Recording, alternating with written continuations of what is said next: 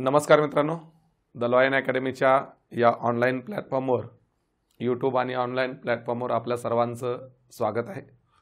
गेल्या 2 दिवसापासून आपण हजारो कॉलला उत्तर देतोय आणि जर फेब्रुवारी किंवा मार्च महिन्यामध्ये परीक्षा झाली तर मग आता ज्या वेळेला मी पाठीमागेही सांगितलं की जे जुने विद्यार्थी आहेत, जुने विद्यार्थी म्हणजे आपला अभ्यास तपासायचा कसा किंवा अभ्यासाच्या व्यतिरिक्त आता काय अपेक्षित असतं, तर आपण जो काही पेपर सोडवणार आहे कुठं परीक्षेमध्ये, तर तो पेपर सोडवणं महत्त्वाचं आहे आणि त्या पेपरचे प्रॅक्टिस झाले पाहिजेत। तुम्ही UPSC MPSC करणाऱ्या विद्यार्थ्यांना जर विचारलं तर त्यांच्या यशाचं जे गमक आहे ते सगळ्यात मोठं गमक आहे टेस्ट पेपर सोडवणे। टेस्ट पेपर तर आता मी पाठीमागेही सांगितलं होतं की जुन्या विद्यार्थ्यांनी 5 जानेवारी किंवा जे काही तारीख असेल ते, काही जणांना असं वाटत असेल तर 10 जानेवारी, तर इथून दररोज डेली एक पेपर सोडवला पाहिजे। मग कोणताही पेपर सोडवा, डेली एक टेस्ट पेपर सोडवणं गरजेचं आहे। टेस्ट पेपरचा फायदा काय होतो, आणि फक्त हे डेली टेस्ट पेपर सोडवायचं नाही तर ह्याच्यावर 2 ते 3 तास पुन्हा त्याच्यावर घालवायचे की बाबा नेमकं आपलं काय चुकलं, काय नाही, काय चुकले, काय नाही हे बघायचं आहे। हे बघणं अतिशय महत्त्वाचं आहे। हे बघितलं नाही काय उपयोग नाही। काही जणांचं असं मत आहे की उत्तरपत्रिका आम्ही बघतो, उत्तरपत्रिका आम्हाला द्या आणि आम्ही आमच्या गुण काढतो। या गुणाला काही उपयोग नाही। या गुणानं MPA मध्ये ॲडमिशन मिळणार आहे का? नाही मिळणार, नाही मिळणार। मग काय बघायचं आहे, मी एक तक्ता सांगितला होता की नेहमी मी सांगत असतो की या पेपरमधला जो काही भाग आहे तो माझ्या रीडिंगमधला होता का। मग असे रीडिंगचे किती प्रश्न आले, समजा 20 प्रश्न माझ्या रीडिंगचे होते, मी त्याच्यापैकी किती माझे बरोबर आले? 15। काही लॉजिक लावली मी, काही गोळ्या मारल्या, काही प्रश्न जे अननोन होते ते मी सोडवले, तर हा भाग तिथं समजा लॉजिकचे 10 प्रश्न सोडवले, त्याच्यापैकी 5 बरोबर आले, गोळ्या मी 10 मारल्या, 5 बरोबर आले, अंडरस्टँडिंगनं मी 10 प्रश्न सोडवले, 5 बरोबर आले। हा भाग सगळ्यात महत्त्वाचा आहे आणि मग आपल्याला कळणार आहे की आपण कोणत्या मार्गाने फायनलचा पेपर सोडवायचा आहे। फायनलचा जो पेपर सोडवायचा आहे ते कोणत्या मार्गाने सोडवायचा आहे, नेमकं अपेक्षित काय असणार आहे फायनलला, हे आपल्याला अगोदरच स्ट्रॅटेजी ठरवायची आहे आणि ते स्ट्रॅटेजी ठरवण्यासाठी हे महत्त्वाचं आहे। मग तुम्ही कोणताही पेपर सोडवत असताना जास्त त्रागा करून घेऊ नका की ती फार अवघड आहे किंवा फार अवघड नाही आहे, फार सोपा आहे। काही पेपरला तुम्हाला 280 मार्क पडतील, काही पेपरला 180 पडतील। मग 180 वाल्यानं काय अफगाणिस्तानातनं प्रश्न आणलेत का, काय पाकिस्तानाचे कलम विचारलेत का, मग यांनी काय केले का? पेपर प्रत्येकाचा काढण्याची पद्धत वेगळी असते, पण जास्तीत जास्त प्रश्न सोडवा असं माझं म्हणणं आहे। नवीन विद्यार्थ्यांनी एनी हाऊ 15 जानेवारीपर्यंत तुमचा सिलेबस कंप्लीट करायचा आहे। एनी हाऊ तुम्ही 15 जानेवारीपर्यंत सिलेबस कंप्लीट करायचा आणि 15 जानेवारीला सिलेबस कंप्लीट करून मग एक पेपर डेली आणि मग याला तुम्ही सेम कंडिशन तेवढा वेळ देणं अपेक्षित आहे। काय होतं, ज्या वेळेला आपण पेपर 1.5 तास सोडवतो आणि 2.5 तास या पेपरवर खेळतो, त्यावेळेला एवढ्या वेळेमध्ये आपल्याला पूर्ण अभ्यासक्रम आणि या पूर्ण अभ्यासक्रमाला आपला रिव्हिजन पडतं, पूर्ण अभ्यासक्रम डोळ्याखालून जातं। कारण या पेपरमध्ये जो काही पार्ट विचारलेला आहे, कुणीही काढलेला पेपर असू द्या, जो काही पार्ट विचारलेला आहे त्याच्यामध्ये पूर्ण सिलेबसचे प्रश्न असणार आहेत। ते काही एकावरच असणार आहे अशातला भाग नाही। त्याच्यामुळं क्षणामध्ये आपल्याला पूर्ण सिलेबसला एडा घालून येता येतं, हा त्याच्यातला महत्त्वाचा पार्ट आहे।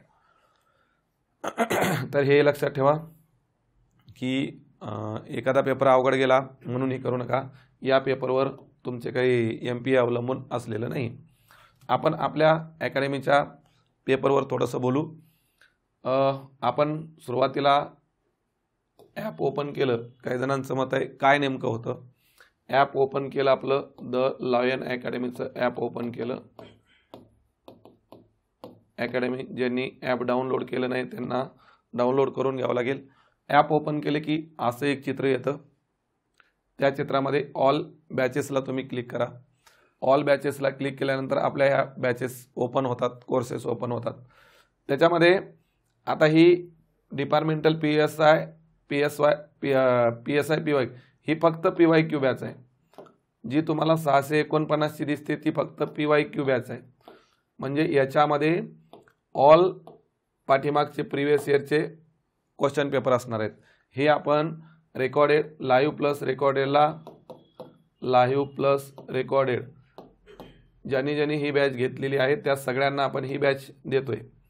त्याच्यानंतर 25 टेस्ट पेपर असणारी जी बॅच आहे, 25 टेस्ट पेपर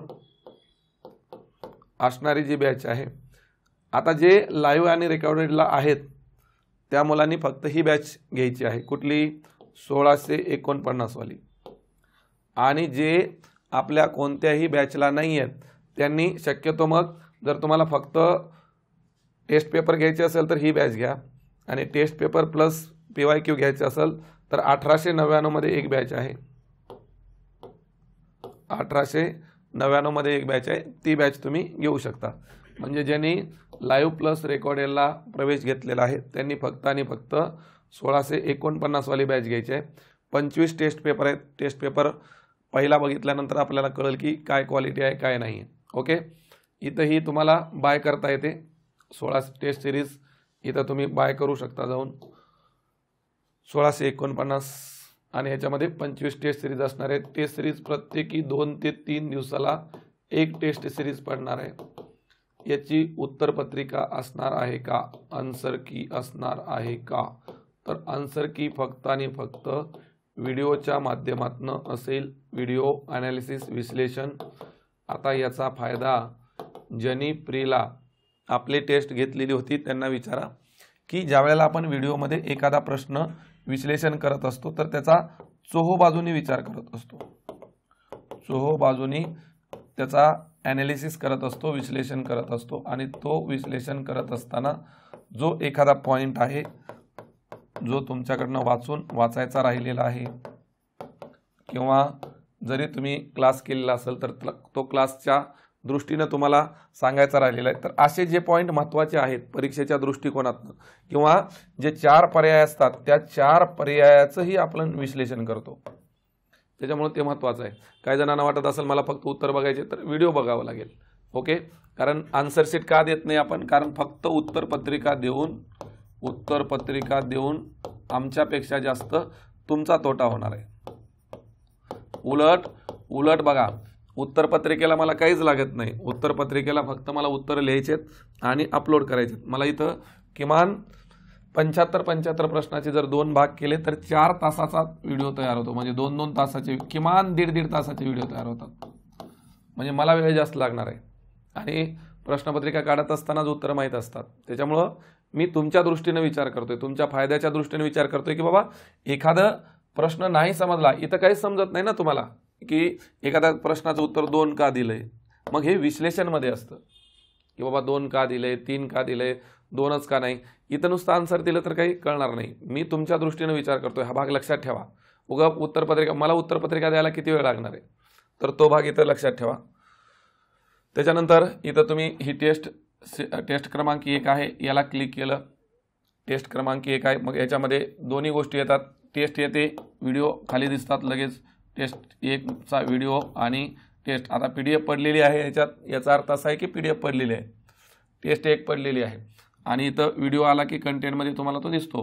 तुम्ही याला ओपन केलं की ही आपली लॉयन अकॅडमीची खात्यांतर्गत फौजदार पूर्वपरीक्षा टेस्ट 1, हे तारीख अगोदरचे तो काही भाग सोडून द्या.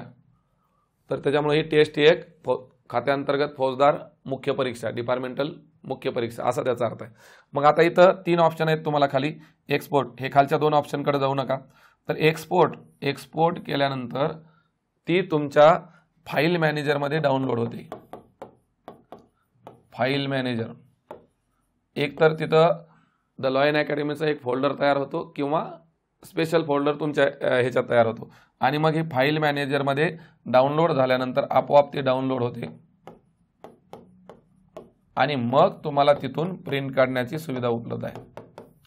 प्रिंट काढता येतं, प्रिंट काढून तुम्हाला ते सोडवता येतं, असा त्याचा अर्थ आहे. येते लक्षामध्ये. मग ह्याच्यामध्ये तुम्हाला काही राहणार नाही. त्याच्यामुळं सगळ्यात जास्त मग तुम्ही असं मी म्हणणार नाही की टेस्ट हीच घ्या किंवा घेऊ नका किंवा काय नाही. म्हणजे प्रत्येकाला तो वैचारिक स्वातंत्र्य आहे की टेस्ट कोणती. परंतु माझं मत तुम्ही म्हणजे गेल्या वेळेसच्या विद्यार्थ्यांना विचारा की ज्यांनी टेस्ट सोडवल्या त्यांना सगळ्यांना फायदा झाला. ज्यांनी टेस्ट सोडवले नाही, टेस्टमुळं सुद्धा 10 ते 15 प्रश्नाचा फरक पडून जातो. किमान 5 ते 10चा तरी पडतो. 5 ते 10 प्रश्न म्हणजे. आणि कसं असतं माहिती का, एक प्रश्न जरी ह्या 25 टेस्टमधनं आला तर त्याची किंमत फार वाढते. आज आपण 1649, 1700 तुम्ही सगळे म्हणजे स्वतः नोकरीवर असणारे व्यक्ती आहेत. तुम्हाला माहीत आहे की PC to PSI हा किती मोठा पल्ला आहे.